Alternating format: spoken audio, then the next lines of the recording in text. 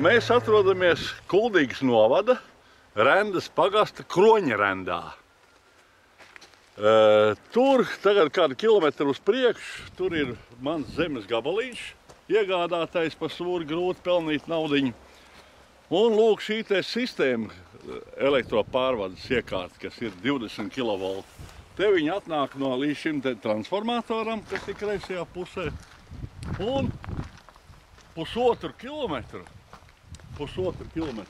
viņi virzās tur projām līdz mājām, kuras sauc par ogpurviem.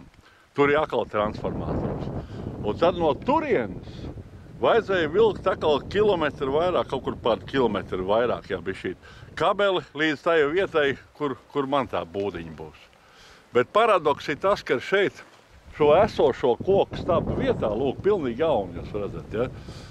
Koku stabu vietā bija betona stabi. Te laikam neviens betona stabs nav palicis tāds, kas te būtu pa paraugu. Nē, nu ir, kur ir tie paši betona stabi, lūdzu. Šitie paši tie betona stabi. Tieši šitādas te pašas betona stabus, 47 stabus izvilka ārā ar mūsdienu tehniku.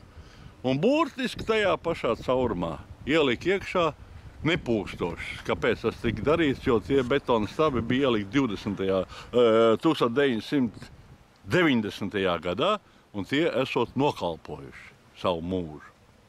Betona stabi ierakti 90. gadā. 2006. gadā viņi ir savu laiku nokalpojuši. Un tādā vietā, kā jūs redzat, agrāk lika stabus ar tādu betonu pamatni, ja? Tie stabi var stāvēt vēl te 100 gadu.